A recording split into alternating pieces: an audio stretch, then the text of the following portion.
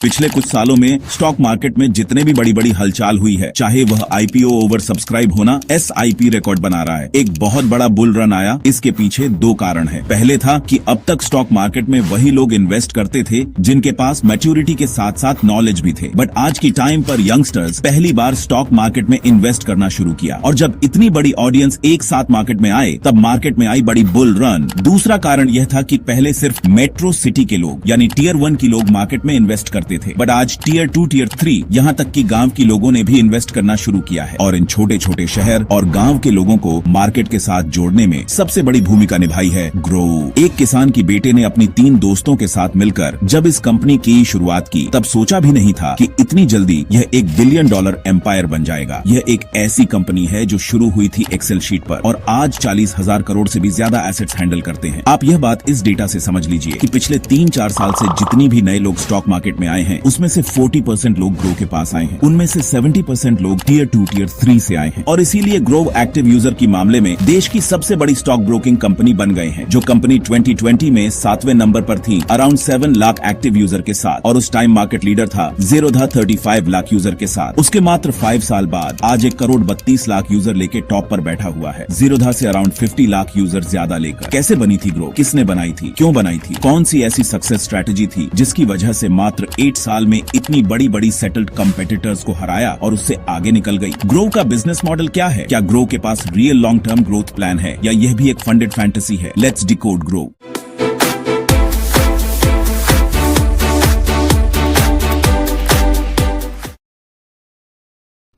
Grove की कहानी शुरू होती है साल 2016 में। ग्रोव स्टार्ट किया 4 फाउंडर्स मिलके, और वह 4 आपस में जिगरी दोस्त थे। उनका नाम है लालित केशरे, नीरज सिंह, हाश जैन, ईशन बंसल। चारों कर रहे थे फ्लिपकार्ट में जॉब। आपको पता ही होगा, जॉब करने वाले लोग वीकेंड में पार्टी करते हैं, दोस्तों के साथ बैठकर मजाक मस्ती करते हैं, बट इन चारों में बैठकर बात करते थे। अब नया क्या करें? इन लोगों को फ्लिपकार्ट में काम करते करते 2 बातों का एहसास हुआ। नंबर 1, फ्लिपकार्ट टेक्नोलॉजी की मदद से लोगों की प्रॉब्लम को समझा और सॉल्व भी कर दिया है और एक पूरी इंडस्ट्री को हिलाकर रख दिया। नंबर 2, फ्लिपकार्ट का ज्यादातर कस्टमर मेट्रो सिटी से है और छोटे शहर की लोगों का ज्यादा इन्वॉल्वमेंट नहीं है। वहीं से आइडिया आया, अगर हम भी कोई एक सेक्टर पकड़े और उसके साथ टियर 2, टियर 3 की लोगों को जोड़ पाए तो हम भी किसी एक इंडस्ट्री को हिला सकते हैं। अब सवाल यह है, कौन से सेक्टर पकड़े, क्योंकि इंडिया में हजारों सेक्टर पड़े हुए हैं जिसमें काम किया जा सकता है। इसका आंसर मिला लालित केशरे की पास्ट एक्सपीरियंस से। वह क्या जी? लालित केशरे जब IIT बॉम्बे में पढ़ाई कर रहे थे तब उसने पहली बार स्टॉक मार्केट के बारे में सुना। जब स्टॉक मार्केट के बारे में सुना और लोगों से सुना वहां इन्वेस्ट कर सकते हैं, तब उसने 2-3 किताब पढ़ी और इंटरेस्ट बढ़ा। तब वह अपनी सेविंग्स इन्वेस्ट करने लगे। उस समय उसने रियलाइज किया कि इसमें इन्वेस्ट करना थोड़ा हैवी प्रोसेस है।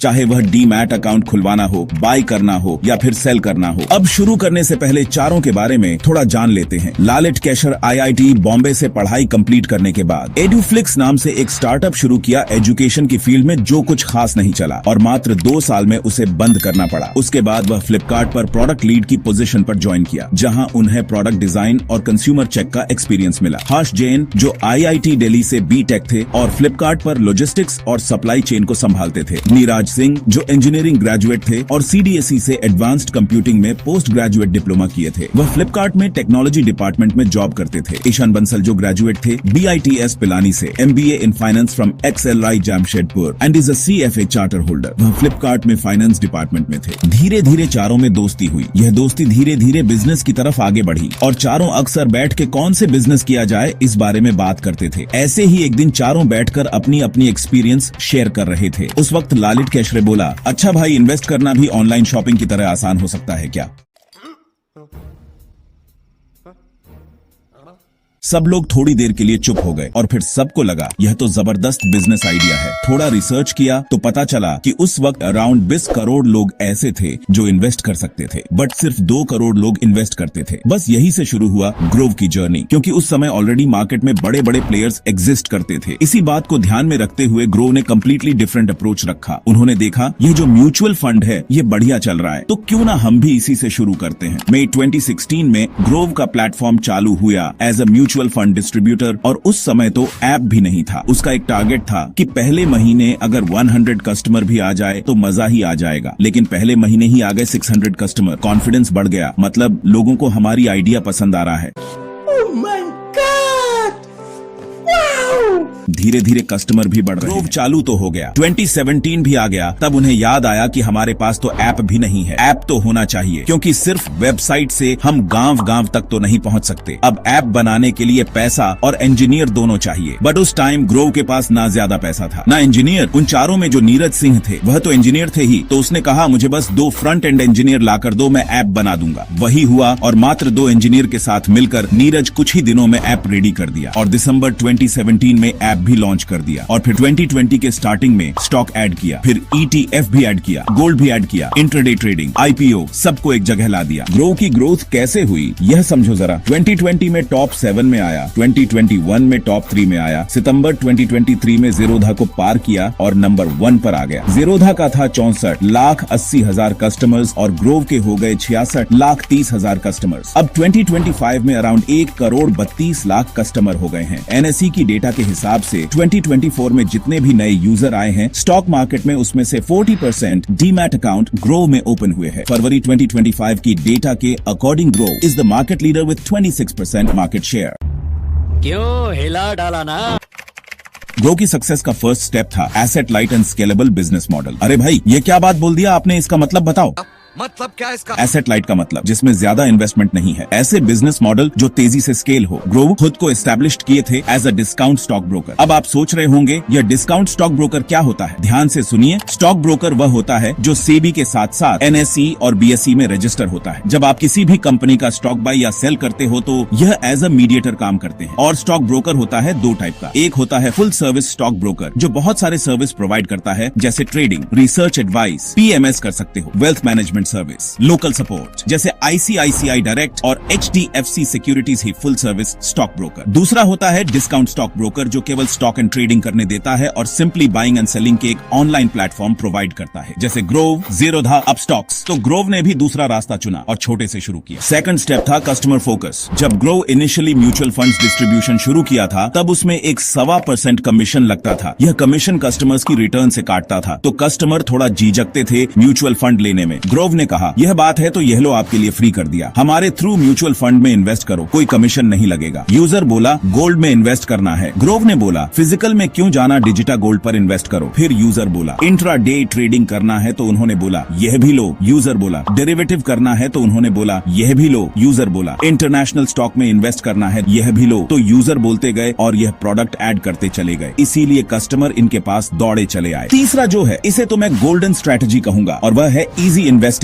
ग्रोव ने सोचा कि हमें अगर छोटे शहरों की लोगों को टारगेट करना है, यूथ को टारगेट करना है, तो हमें सबसे पहले इन्वेस्टिंग को आसान बनाना पड़ेगा। अब ग्रोव ने रिसर्च करना शुरू किया कि कौन कौन सी ऐसी फैक्टर है जिस वजह से लोग दूर भागते हैं। सर जी वो डीमैट अकाउंट ओपनिंग की फीस लगता है, ये बात है, जाओ फ्री कर दिया। दूसरा, सर डीमैट अकाउंट ओपन करने में बहुत डिफिकल्टीज और प्रॉब्लम्स फेस करना पड़ता है, पता नहीं कितने पेपर्स चाहिए होगा, कितने डॉक्यूमेंट्स देना पड़ेगा, कितने सिग्नेचर्स करना पड़ेगा। टेंशन ना लो जी, आप पैन, आधार और बैंक डिटेल्स लेकर आओ, ऑनलाइन ही तुम्हारा अकाउंट खुलवा देंगे, उसका भी स्टेप बाय स्टेप गाइड कर देंगे। नेक्स्ट क्या करना है, सब कुछ। वेरिफिकेशन भी आधार, OTP या वीडियो कॉल के जरिए कर लेंगे। इतना आसान कर दिया कि कोई भी 2-3 मिनट में अकाउंट ओपन कर लेता है। तीसरा, सर स्टॉक मार्केट समझ नहीं आती, ये बात है, तुम एक बार हमारे यहाँ आओ तो सही और देखो हमारे यूजर इंटरफेस इतना सिंपल है कि कोई भी छोटा बच्चा समझ जाए। अरे सर जी अकाउंट तो ओपन कर लिया, अब पैसा ऐड कैसे करें? ग्रोव ने कहा बड़े टेंशन ले लेते हो यार आप लोग, अरे आप UPI तो यूज करते होंगे, उससे ऐड कर लो, नहीं तो नेट बैंकिंग से कर लो। फोर्थ स्टेप है एजुकेशन। ग्रोव ने देखा कि बहुत सारे लोगों को स्टॉक मार्केट के बारे में पता ही नहीं है। उन लोगों को कैसे जोड़े मार्केट के साथ? उन लोगों को अगर इन्वेस्ट कराना है तो उन्हें सिखाना पड़ेगा कि स्टॉक मार्केट क्या है, इन्वेस्ट कैसे करते हैं। तो ग्रोव एक कैंपेन चलाया, अब इंडिया करेगा इन्वेस्ट। इसके तरह बहुत सारे इवेंट्स किया, वेबिनार किया, कॉलेजेस में गए, सोशल मीडिया कंटेंट बनाया, खुद की यूट्यूब चैनल बनाया, वह भी 1 या 2 चैनल नहीं, अलग अलग लैंग्वेजेस में 10 से भी ज्यादा चैनल्स बनाया। हिंदी में बनाया, बंगाली में बनाया, तमिल में बनाया, तेलुगु में बनाया, कन्नड़ा में बनाया, मलयालम ने बनाया, मराठी में बनाया, गुजराती में बनाया और भी चैनल्स बनाया। इन सबको छोड़कर अलग अलग कैलकुलेटर बनाया। आपको किस पे कितना रिटर्न मिलेगा वह कैलकुलेट कर लो, किस पे कितना टैक्स देना है वह कैलकुलेट कर लो, किसमें कितना ब्रोकरेज देना है वह कैलकुलेट कर लो। Fifth step marketing. तो दोस्तों फाइनेंशियल मार्केट में ऑलरेडी एस्टेब्लिश्ड बड़ी बड़ी कंपेटिटर्स के बीच में अपनी जगह बनाना है तो मार्केटिंग तो करना ही पड़ेगा। तो इन्होंने टाइम पर इन्वेस्टर से पैसा उठाया और उस पैसा मार्केटिंग पर लगाया। ग्रोव बहुत सारे कंटेंट बनाया, like how does the stock market work, how to invest in stock market. ऐसे जितने भी सवाल एक आम आदमी के दिमाग में आते हैं सब पर वीडियो बनाया और उनसे लोगों को अपने पास लेकर आए। तो जब भी कोई बिगिनर स्टॉक मार्केट के साथ जुड़ना चाहेगा तब वह ऐसी जगह ही जुड़ेगा जहां सब कुछ मिलता हो। टीवी में ऐड चलाया, आईपीएल में ऐड चलाया, सोशल मीडिया पर ऐड चलाया और किसी न किसी तरह मास मीडिया से खुद को कनेक्ट किया।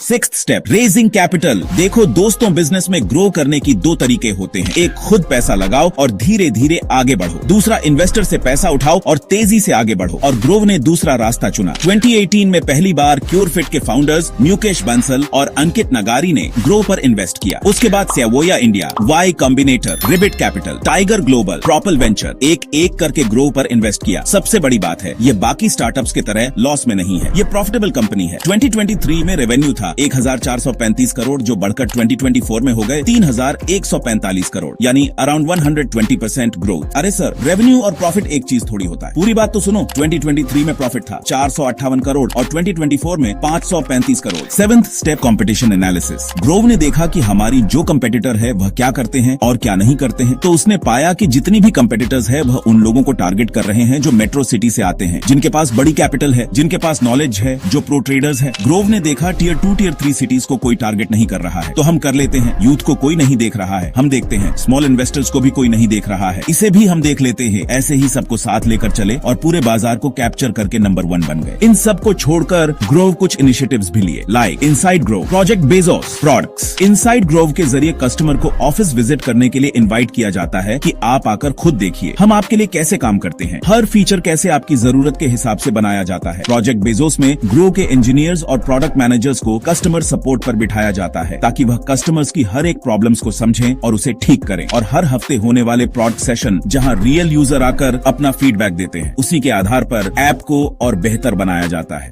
तो राम निकला रे, देव मानुस निकला रे।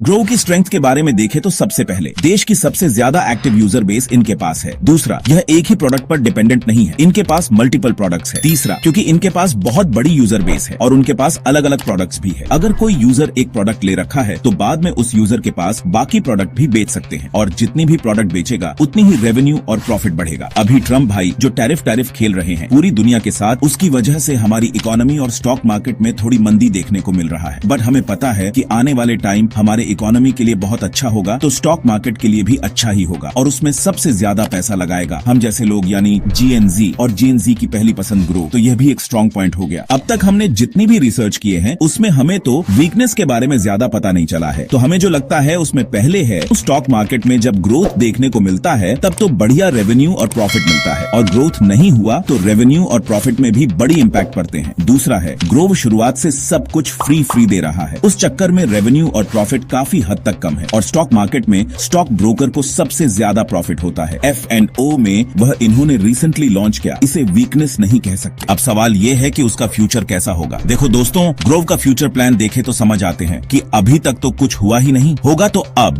ग्रोव शुरू हुआ था एसेट लाइट मेथड में, बट अब यह धीरे धीरे फुल सर्विस ब्रोकर की तरफ कदम बढ़ा रहा है। देखो, ग्रोव के पास बहुत बड़ी यूजर बेस है, उसमें कहीं ऐसे लोग हैं जो हाई नेटवर्थ वाले हैं और नॉलेज भी है, तो उनके लिए PMS फंड लॉन्च कर रहा है, वेल्थ मैनेजमेंट सर्विस लॉन्च कर रहा है जो एडिशनल रेवेन्यू और प्रॉफिट देगा। उसके बाद ग्रोव कुछ कंपनी अक्वायर भी कर रहा है, जैसे 2021 में इंडिया बुल्स AMC को खरीदे। AMC का मतलब एसेट मैनेजमेंट कंपनी। ये अब तक दूसरी कंपनीज का म्यूचुअल फंड डिस्ट्रीब्यूट करते थे, बट अब ये खुद की म्यूचुअल फंड लॉन्च करेगा। मतलब अब वह खुद की साइट पर दूसरों का प्रोडक्ट भी बेचेगा और खुद की प्रोडक्ट भी बेचेगा, यहाँ से भी रेवेन्यू और प्रॉफिट आएगा। इसके साथ साथ ये लोन भी देना चालू कर दिया है और ये अब तक 1000 करोड़ का लोन दे भी चुका है, यहाँ से भी इंटरेस्ट कम आएगा और शायद ये 2025 की एंड तक अपनी IPO भी लाएगा। तो दोस्तों, ये तो थी ग्रो की फुल केस स्टडी कि ग्रो कैसे जीरो से इंडिया की बिगेस्ट इन्वेस्टिंग ऐप बना और ग्रो दिखाया कि इन्वेस्टिंग सिर्फ नंबर का गेम नहीं, ट्रस्ट का भी गेम है। आपकी सोच क्या है कमेंट में जरूर बताना और वीडियो पसंद आया हो तो लाइक करो, ग्रो इन्वेस्टर हो तो शेयर करो और चैनल को ग्रो जैसे एक्सपोनेंशियल सब्सक्राइब करो। धन्यवाद, नमस्ते, जय हिंद।